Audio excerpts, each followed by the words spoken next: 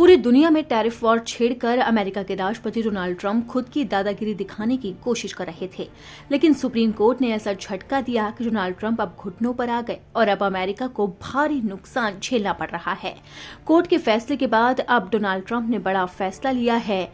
अमेरिकी राष्ट्रपति Donald Trump की ओर से मनमाने तरीके से विश्व भर के देशों पर लगाए गए टैरिफ को वापस करने के लिए सीमा शुल्क अधिकारियों ने अब तैयारी शुरू कर दी है।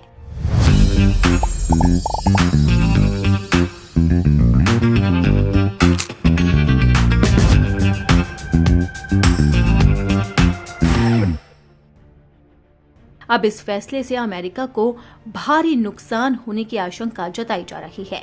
दरअसल अमेरिकी सुप्रीम कोर्ट ने पिछले महीने ट्रंप की आर्थिक नीति का अहम हिस्सा रहे टैरिफ को असंवैधानिक करार देते हुए इसे रद्द किया था। इस कदम से भारत को भी फायदा होगा। अमेरिकी सीमा शुल्क एजेंसी से जुड़े एक अधिकारी ने कोर्ट को बताया है कि टैरिफ को वापस करने की प्रक्रिया के लिए 45 दिनों के अंदर एक प्रणाली तैयार की जाएगी। सीमा शुल्क और सीमा सुरक्षा अधिकारी ब्रेंडन लॉर्ड की ये घोषणा सरकारी वकीलों द्वारा एक संघीय व्यापार न्यायाधीश से मुलाकात से ठीक पहले आई है।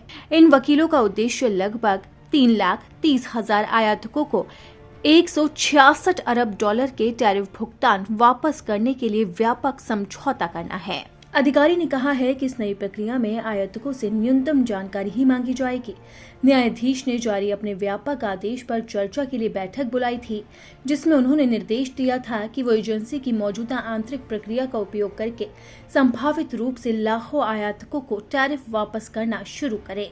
लॉर्ड ने याचिका में कहा कि सीमा शुल्क एजेंसी आयातकों से अपेक्षा करती है कि वो अमेरिकी सीमा शुल्क और सीमा सुरक्षा को टैरिफ भुगतान का विवरण देते हुए एक घोषणा पत्र दाखिल करे, जिसकी पुष्टि के बाद ब्याज समेत धन वापसी की प्रक्रिया शुरू की जाएगी। आयातकों को मुकदमा करने की आवश्यकता नहीं होगी।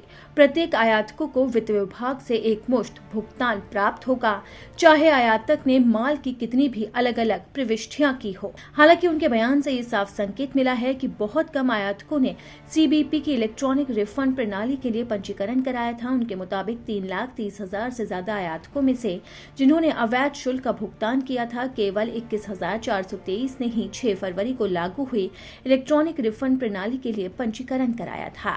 अब लगातार अमेरिकी सरकार सभी लोगों का टैरिफ वापस करेगी।